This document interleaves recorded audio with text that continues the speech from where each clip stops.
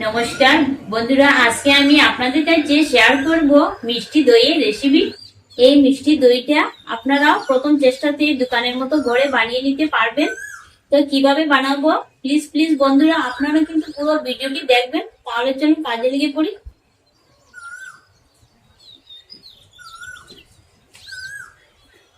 মিষ্টি দই বানানোর জন্য প্রথমে আমি কড়াইয়ের মধ্যে লিকুইড দুধ 1 লিটার দিয়ে দিচ্ছি।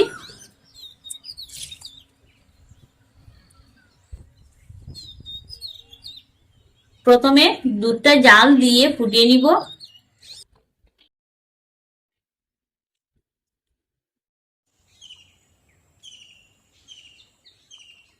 কিছু সময় ফুটিয়ে নেওয়ার পর এই পাত্রের মধ্যে আমি কিছুটা দুধ নিয়ে নিচ্ছি।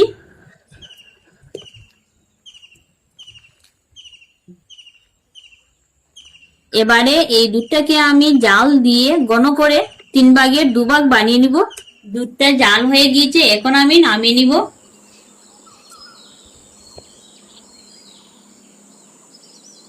দুধটি নামিয়ে নেওয়ার পর কড়াইয়ের মধ্যে 100 গ্রাম চিনি দিয়ে দিচ্ছি ক্যারামেল বানিয়ে নেওয়ার জন্য।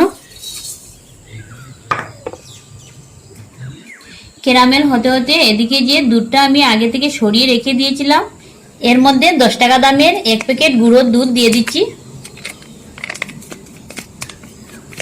দুধটা ভালো মতো মিশিয়ে নিব।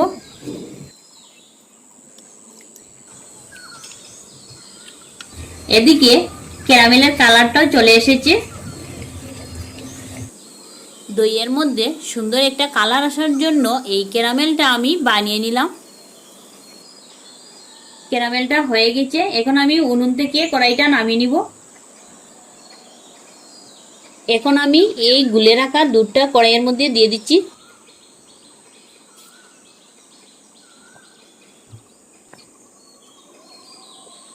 এভাবে উনুন থেকে নামিয়ে নেওয়ার পর দুধটা দিয়ে দিলে তখন আর ফেটে যাওয়ার সম্ভাবনা থাকবে না।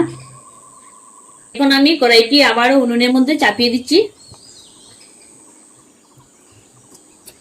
দেখুন কালারটা কি সুন্দর এসেছে। তারপর জাল দিয়ে রাখা ওই দুধটিও দিয়ে দিচ্ছি।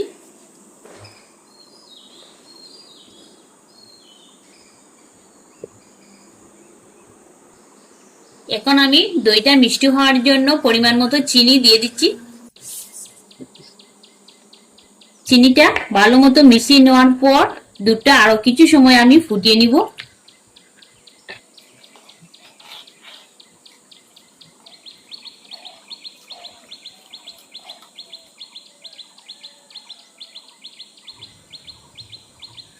দই বানানোর জন্য দুধটা কিন্তু পারফেক্ট জাল দেওয়া হয়ে গিয়েছে, এখন আমি নামিয়ে নিচ্ছি।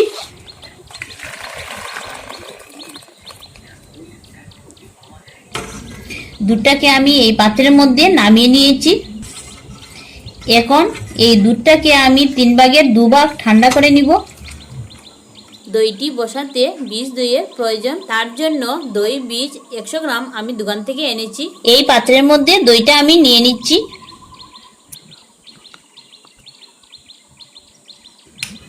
একটুখানি ফেটিয়ে নিব।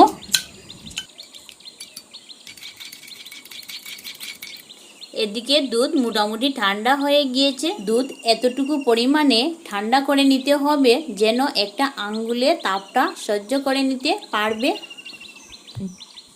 ফেটিয়ে রাখা বীজ দই এর মধ্যে 3 চা চামচ দিয়ে দিচ্ছি।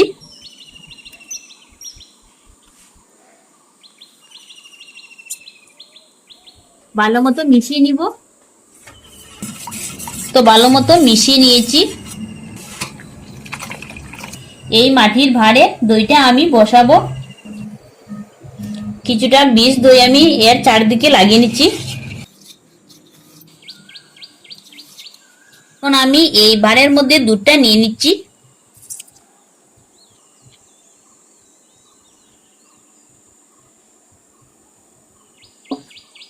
তিনটি এলাচ ছেঁড়া এর মধ্যে দিয়ে দিচ্ছি।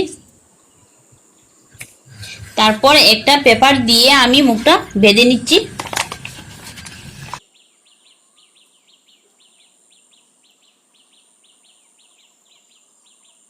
এখন আমি এই দইয়ের বাটটাকে সমস্ত রাত্রের জন্য কিছু গরম কাপড়ের মধ্যে বসিয়ে দিব।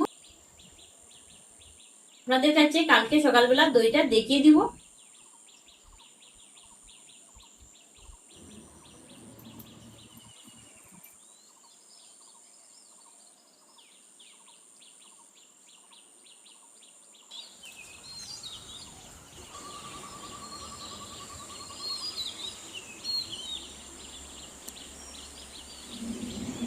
তো পরের দিন দইটা কিরকম হলো আপনাদেরকে দেখিয়ে দিচ্ছি।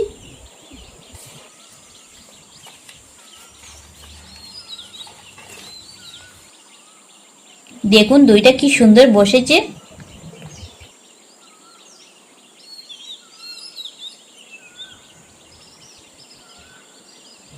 তো ঘরে বসানো দই পরিবেশন করে নেওয়ার জন্য কিন্তু একদম রেডি।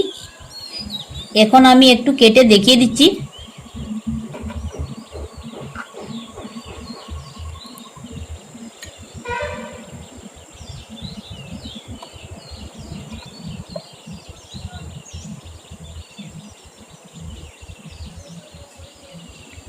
কি সুন্দর কালার দইয়ের।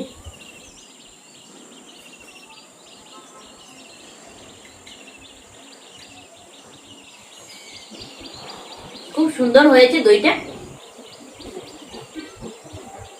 তো এইভাবে আপনারা একবার ঘরে ট্রাই করে দেখবেন। তো বন্ধুরা, দইয়ের এই রেসিপিটা আপনাদের কাছে কেমন লাগলো অবশ্যই কমেন্ট করে জানাবেন কিন্তু। আর ভিডিওটি ভালো লেগে থাকলে চ্যানেলটি সাবস্ক্রাইব করে আমাদের পাশে থাকবেন। ধন্যবাদ।